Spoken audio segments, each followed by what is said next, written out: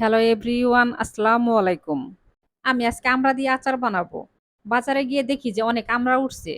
তাই half KG আমড়া আমি কিনে নিয়ে আসলাম, তো দেখি এগুলা খাওয়া যায় কিনা। অনেক আমড়া আছে যে উপরে দেখতে অনেক সুন্দর লাগে কিন্তু ভিতরে বেশিরভাগ আঁশ থাকে, তো ওইগুলা খাওয়াই যায় না। তার জন্য অল্প করে নিয়ে আসছি।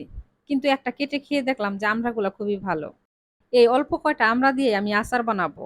আমড়ার আচার বানানোর জন্য আমড়ার উপরে খোসাটা আমি ছাড়িয়ে নিয়েছি। আমড়ার চারপাশে ছুরি দিয়ে আমি ঠিক এভাবে কেটে দিব। এভাবে যদি কেটে দেন তাহলে দেখবেন যে আমড়ার ভেতরে খুব মসলা ভালোভাবে ঢুকবে। আর কেউ চাইলে কিন্তু আমড়া কেটে তারপরে আচার করতে পারবেন।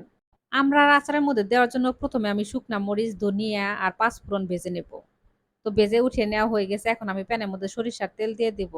তেলের মধ্যে দিয়ে দিব একটা তেজপাতা আর দিয়ে দিব আস্ত পাঁচফোড়ন। তো তেজপাতা, পাঁচফোড়ন তেলের মধ্যে ভেজে নিয়ে এখন আমি দিয়ে দিব থেতো করা রসুন। রসুন আমি একটু থেতো করে তারপরে দিলাম। আর দিয়ে দিব রসুনের কোয়া। সব আমি একত্রে তেলের মধ্যে ভেজে নিয়ে এখন আমি দিয়ে দিব আদা কুচি। আদা কুচি কিন্তু আমি একদম অল্প করে দিলাম। তো একটু তেলের মধ্যে আদা কুচি ভেজে নিয়ে এখন আমি দিয়ে দিব আমড়া। আমড়া আমি কিছু সময় তেলের মধ্যে ভেজে নেব। আমড়ার মধ্যে সামান্য একটু লবণ দিব আর দিয়ে দিব সামান্য একটু হলুদের গুঁড়া। হলুদের গুঁড়া দিলাম আমি সুন্দর একটা কালার আসার জন্য। আমি যে আমড়া দিয়ে আচার করতেছি, এই আমড়া কিন্তু অনেক টক। আচারের মধ্যে এখন আমি দিয়ে দিব ১ চামচ সরিষা বাটা। সরিষার মধ্যে আমি সামান্য একটু লবণ দিয়ে তারপরে সরিষাটা বেটে নিয়েছি পাটার মধ্যে। আচারের মধ্যে এখন আমি চিনি দিয়ে দেব। মিষ্টি যার, যার পছন্দ মতো। যে যেমন মিষ্টি পছন্দ করেন সে অনুযায়ী চিনি কমিয়ে বাড়িয়ে দিয়ে দিবেন। আমি যেভাবে আমড়ার আচার বানাচ্ছি ঠিক এভাবে একদিন বাসায় বানিয়ে খেয়ে দেখবেন, দেখবেন ভীষণ ভালো লাগবে।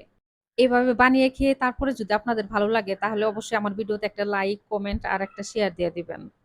আমি যে শুকনা মরিচ, পাঁচফোড়ন এগুলা ভেজে নিলাম, তো সেগুলা গুঁড়া করে নিয়েছি। তো এখন আমি আমড়ার মধ্যে দিয়ে দিব। এই আমড়ার আচার নামানোর সাথে, সাথে সবাই খেয়ে ফেলছে। তার জন্য কিন্তু আমি এখানে কোন রকম সিরকা দেই নাই।